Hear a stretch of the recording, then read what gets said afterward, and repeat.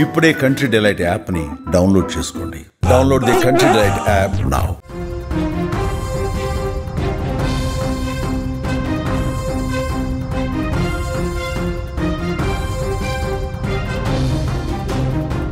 కర్నూలు జిల్లాలో విషాదం చోటు చేసుకుంది. కృపాసాగర్ అనే వ్యక్తి బలవన్మరణానికి పాల్పడ్డాడు. పెళ్లైన 3 నెలలకే అతడు చనిపోవడం ఇప్పుడు కలకలం రేపుతోంది. కృపాసాగర్ మరణానికి అదే ప్రాంతానికి చెందిన అరుణ అనే మహిళ కారణమని కూడా కుటుంబ సభ్యులు ఆరోపిస్తూ ఉన్నారు. అరుణతో కృపాసాగర్ మధ్య వివాహేతర సంబంధం ఉన్నట్టుగా కూడా తెలుస్తోంది. ఈ క్రమంలో ఆమె గర్భవతి కావడంతో ఆమె పెద్దల సమక్షంలో పంచాయతీ పెట్టించింది. ఆ సమయంలో ఇద్దరు పెద్దల సమక్షంలో సెటిల్మెంట్ చేసుకున్నారు కూడా.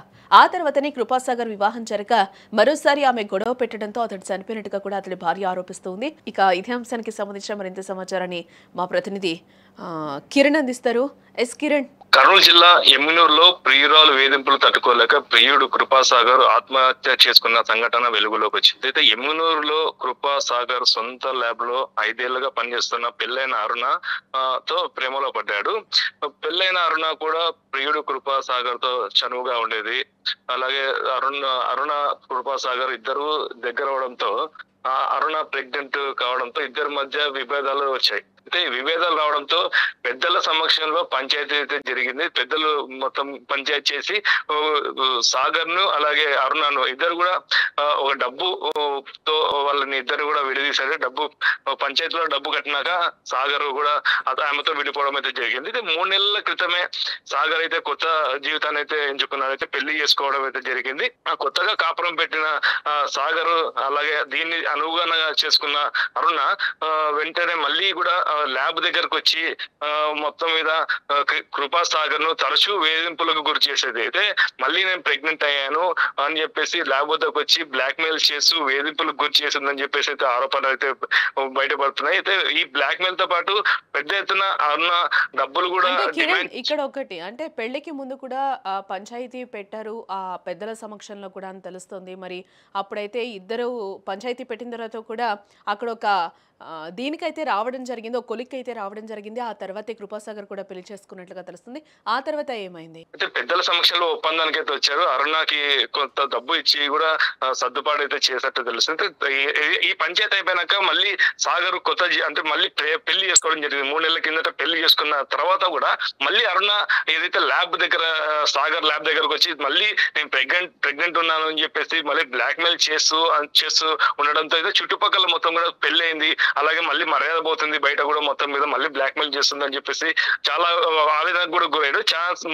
ఒక 2 నెలల నుండి అలాగనే వేధిస్తూ వస్తున్న అరుణ మళ్ళీ ఇప్పుడు భార్యకి తెలిస్తే ఏమవుతుందో మళ్ళీ కొత్త జీవితం ప్రారంభించాను కదా అని చెప్పేసి కొంచెం దాంతో మొత్తం మీద ఎవరైతే సాగర్ ఉన్నాడో మొత్తం విరక్తి చెంది అయితే నాకు మొత్తం మళ్ళీ అరుణ మళ్ళీ ఇలాంటి అభియోగాలు నా మీద వేస్తుందని చెప్పేసి తట్టుకోలేక అలాగే బ్లాక్ మెయిల్ చేయడంతో ఆ డబ్బు మళ్ళీ ఎక్కడి తేవాలో కొన్ని లక్షల డబ్బులు డిమాండ్ చేస్తుందని చెప్పేసి కృపాసాగర్ అయితే బలవన్మరణానికి అయితే ఆత్మహత్యకి పాల్పడినట్టయితే బంధువులు అయితే పెద్ద ఎత్తున అయితే ఆరోపిస్తున్నారు.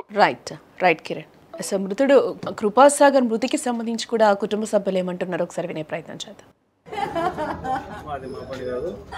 మీ చట్టం దాని పని చేసుకొని పోతుంది.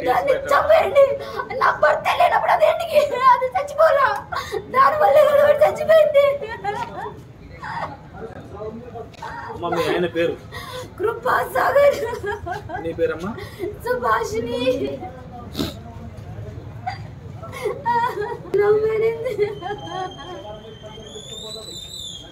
ఈ అమౌంట్కి దేవ సహాయంకి మీకు పెళ్లి చేసినాం కదమ్మా, ఆ అమౌంట్ ఆయనకి తెలిసిందా లేదా?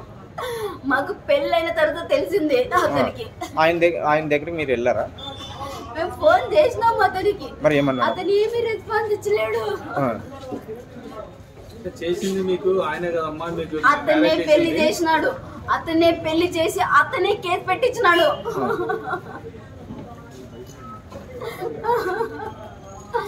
అది ఆనంద్ గడి ఇద్దరు వచ్చిన భర్తను బెదిరించినాడు. నిన్ను కుటుంబాన్ని నడి రోడ్డు పడేసి నాశనం చేస్తామన్నారు. సరే నేను డిఎన్ఏ కూడా రెడీ రా పోదామంటే ఆ అమ్మాయి రాలేదు. నా పరువు తీయాలనుకుంటున్నావు అని ఎస్ఐ సార్ ముందే అనింది తను.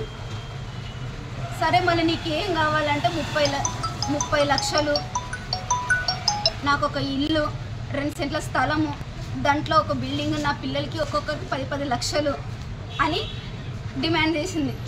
దీనికి కారణం వచ్చేసి దేవ సహాయము, అరుణ, తర్వాత ఆదన్న, ఆనంద్, అరుణ వాళ్ళ అమ్మ. వీళ్ళు ఏ విధంగా చేసినారంటే మా తమ్ముడిని ఒక ఆట వస్తువుగా యూజ్ చేసుకొని వాడిని ఏ విధంగా వాని దగ్గర డబ్బులు గిబ్బులు అన్నీ ఏ విధంగా లాక్కోవాలో అంతా లాక్కొని బికారోని చేసి లాస్ట్కి చెప్పులు వేసుకొని తిరిగేటువంటి మాదిరి తయారు చేసి వాడిని లేకపోయాన్ని కొట్టి వాడి నాన్న వివసం చేసి వాని దగ్గర ఉన్న ట్రాన్స్ఫర్ నోట్లు, 30 లక్షల ట్రాన్స్ఫర్ నోట్లు, చెక్ బుక్లు, సర్టిఫికేట్లు, తర్వాత వచ్చేసి పాస్పోర్టు, వాచ్, 10,000 ఉండే పర్సు, ఇట్లా అన్నీ తీసుకొని పోయి తర్వాత ఏం చేసింది, అంతకుముందు చేసిన కథ మా పాప ఇద్దరు ఇప్పుడు తమ్ముడు పెళ్లి చేసుకున్న అమ్మాయికి వాళ్ళిద్దరి మధ్యలో మధ్యవర్తిగా వర్తించి వాళ్ళిద్దరి మధ్య ప్రేమ చిగురించే విధంగా చేసి వాళ్ళిద్దరికి పెళ్లి వరకు తీసుకొని